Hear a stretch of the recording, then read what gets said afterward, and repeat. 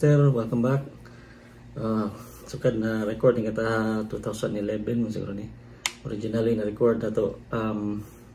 Daghan mga request tabs, mga usay gigamit nga guitar, usay gamit nga effects. So kani gamay nga facts o natay ma-miss basig na pay madugang na to sunod. So, kumusta mo karong adlaw? Hope okay lang tanan. Okay lang ang adlaw no. Okay ang start sa adlaw, buntag paron. So, quick facts sa maglangan. So, ang gigamit ani nga guitar is Yamaha Pacifica sa original na recording. Pacifica 312H. So, Strat type. Then single coil humbucker ang gi-switch. So gikan sa first part ang unang part katong nga is kuan kanang humbucker kani. So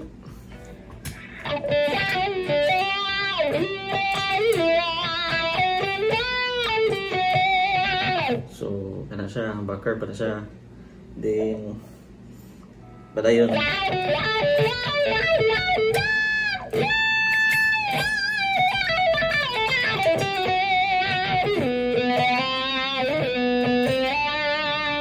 kaning part is ko na gigamit ito ganam ni mga arpeggio. So ko ana kanang mas ganahan ko magamit og neck ng pickup kung mga arpeggios masinglos paminawon.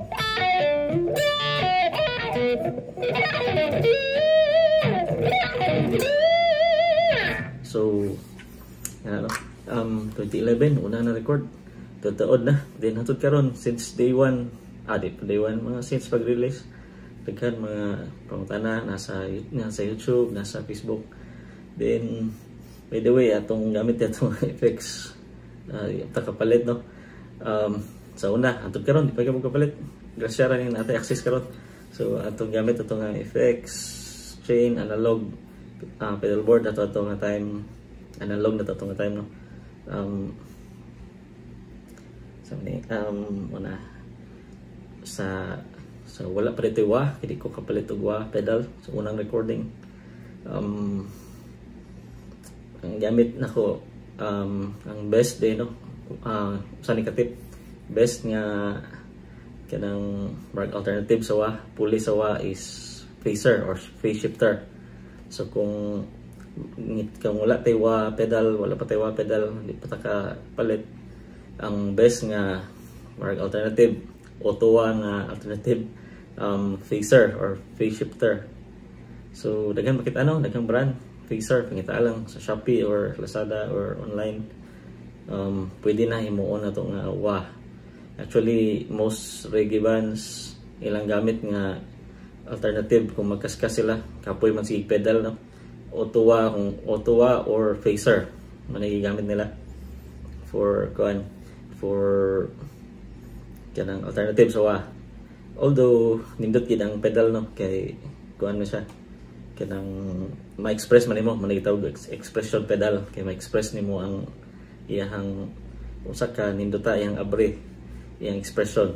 So mo pa na pero kung wala pa tayo pwede ra phaser mo ginay best alternative.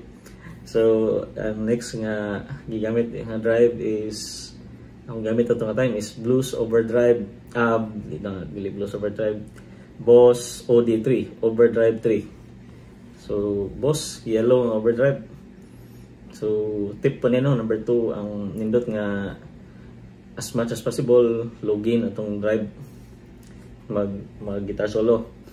Then kung mag feel na to nga hugaw paminawon daghan og mga sami-sami dili na siya sayop sa effects no. Atong diha na to ma-improve atong playing sa kuan sa dito mag-rely kayo sa saturation sa drive sa distortion labi na sa distortion. Advantage po sa overdrive is mga nuances maklaro ang mas warm siya paminawon. Ang kahoy sa guitar mas nindot paminawon OD3 katang yellow. Then ang gimix sa overdriven nga tube amp na Fender. Before ko makalimot, ang studio dani is bag-o pa. First nga studio sa among lugar, and kabantay mo sa recording di pa kay nga nakahinlo, no. Actually mas nindot pa ang guitar na paminahon gid sa actual, pero ang na-capture lang kay ang mic pud na gamit kay although equivalent po to og kanang mga SM sana paggamit nila SM57 ana, pero ano to siya, alternative ra gyapon to nga kuan nga mic. So ang mic sa amp is kanang dili gitong kanang Shure mic or nindot nga mga klase sa mics mo na nga dili gyud nga ka klaro ang kuha, may mga parts nga di kayo klaro nga ato na lang gi klaro sa tutorial. Some parts ani gamit ko og metal zone, pero gamay ra kayong dial, no, pang drive, pang kuan ra, pang boost ra sa akong overdrive. Try o gamit og single coils, kay akong observation lang, single coils more natural ang tone, more, although na siya hum, pero makontrol lang nimong hum, daghang pagi noise suppressor or kanang adagan pa noise gates, or kanang hum natural ra po na siya, so pwede ra po nagnaa sa tukar. Di po na makuha kayo sa mic, no, kung i-mic nimo ang amp di po kayo makuha, labi na dynamic mic. So ang hum dili kayo makuha sa mic dito sa out na sa house. So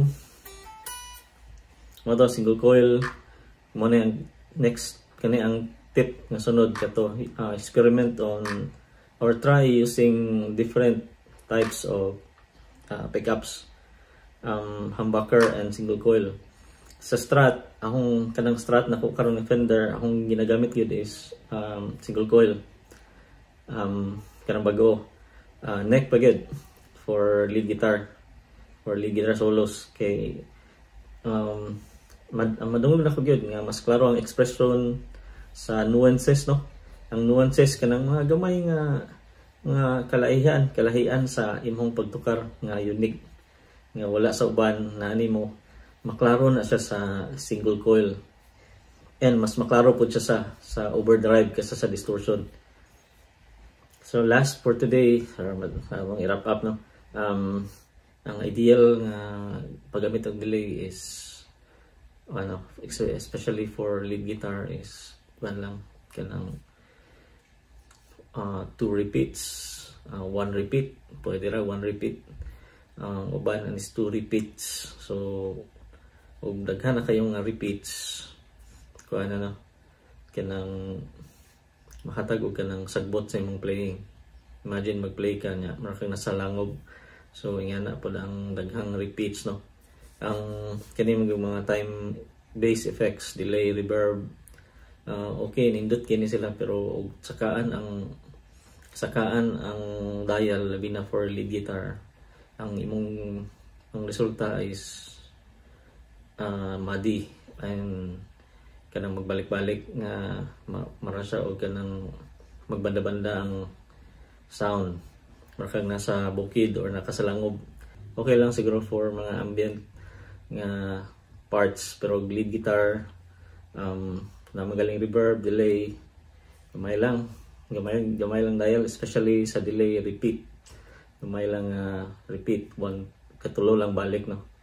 Ana lang kung may mo galing slap back lang, anang mara latog slap back, mara na siya mo banda lang, yan na naman ang uban. Pero katong mga soaring nga solos, yan nindot to siya mga 2 repeats or 3 repeats, nindot ana lang din di na malubog atong tukar.